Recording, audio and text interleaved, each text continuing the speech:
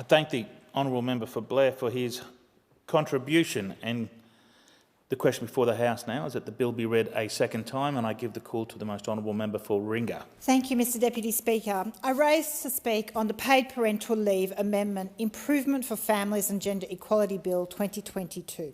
And I support the amendments that the government is proposing in this bill in its first stage of reforms for this bill. These changes are long overdue. So many families have been struggling under the current system. It will have a positive impact on the lives of some 180,000 Australian families, many of whom are juggling work and family life. And it will take some of the pressure off their household budgets. And these changes will give more families access to the payments and greater flexibility on how they take the payments. And it will encourage sharing the caring load, which supports gender equality and increases the number of fathers taking on carers' roles of newborns. But I must say this is still not an ambitious bill, because there is a lot of things in this bill that is not vastly growing the paid parental leave scheme in this country. We are still miles behind our OECD counterparts. What it is doing, it is getting rid of discrimination and improving flexibility, which I welcome. But I do want to be measured in just what we are achieving here. So I welcome the introduction of the $350,000 family income test, which now and single parents can also access, but they don't meet the individual income test of the $156,647. Now, previously, for those that maybe aren't familiar with the scheme, it was calculated solely on the birth mother's income and strongly discriminated against professional women, because as soon as a woman earned above that cap of the $152,000, that family was not entitled to paid parental leave. But you could have a converse situation of a man on any income above that, on any income essentially to $1 million, but if the birth mother was below that cap, that family was entitled to paid parental leave. The discrimination against women in professional occupations was quite extreme and ridiculous.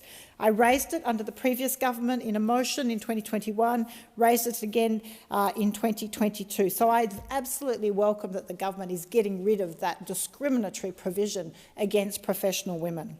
There are many families in Warringah and around the country missing out under the current scheme because the payment was pegged to the mother's income in that way. And according to the ATO, between 2010 and 2020, the number of Australian women with taxable incomes over $150,000 more than doubled, with almost 250,000 women now earning over $150,000. This proposed higher family income threshold will mean more families can access paid parental leave, and especially where the birth mother is a professional and the higher income earning. It's only really bringing this scheme into our current day and age, where both men and women, birth parents, or work and pursue professional occupations. So the current scheme is grossly outdated, desperately needed to be fixed, and it effectively assumed that a woman would not be the primary breadwinner in the family. A couple, it's just quite beggars belief that it's taken this long for such a measure to be amended, but I commend the government to addressing it so quickly in this term of government. So not only will more families be eligible for the payments, but having the income test based on the joint household income, it will now encourage fathers into caring roles. It will also get rid of the disparity where you had a situation of a very highly income earning father, $1 million. Those families will now no longer be able to access the payment, which I think is appropriate. It will also improve the long-term, by having more fathers in carers' roles, it will improve the long-term bond with children and increase their participation in unpaid work at home. The proposed amendments also include increasing flexibility for families. Parents can now decide how and when they take their paid parental leave days, allowing parents to take payments in multiple blocks, as small as a day at a time for the first 2 years of the child's life. And importantly, the requirement to not return to work in order to be eligible will be removed. This will help facilitate mothers transitioning back to work, and it can also be taken in conjunction with any employer leave entitlements. Under this amendment, parents will also be able to take 2 weeks of their leave at the same time so that they can spend time together bonding and raising their child. The proposal to simplify the claiming process is also welcomed and will now be gender neutral by removing distinctions between primary and secondary carers. Currently, if a family wants to share parental leave, the birth mother must claim first and then transfer it to another parent. This new, simpler claiming process allows eligible fathers and partners to qualify if the mother or birth parent does not meet the income test or residency requirements. This change will benefit about 2,000 Australian families a year. So this is absolutely, finally, bringing paid parental leave in Australia into a modern day and age. But we can do more. The government's proposal to combine the existing payments into a single 20-week scheme is more a reconfiguration rather than an extension of the scheme. This is not extending paid parental leave. We are still stuck on 20 weeks. We know what it does is it's combining the 8 weeks of parental leave pay that traditionally the birth mothers took with the 2-week the dad or partner paid to form a single 20-week payment that can now be shared between both parents. So, to be very clear, the full rollout of the scheme to increase to 26 weeks of 6 weeks of paid leave is promised by 2026, essentially another election cycle away. And that is too long for families to wait. That's 3 more years. Could I just remind the House that at 26 weeks, Australia will be lagging well behind developed countries, with the average OECD countries being 55 weeks of paid parental leave. Now just think about that, 55 weeks to 26 weeks. That is a monumental difference. Last year, the Grattan Institute released research showing that shared paid parental leave not only boosts mothers' earnings, but it can boost our entire GDP. That increasing the entitlement to 26 weeks shared between parents would be a net positive impact on the economy. We would benefit by $300 million. It would cost some $600 million per year, but would return $900 million per year. So why are we waiting 3 years to do it?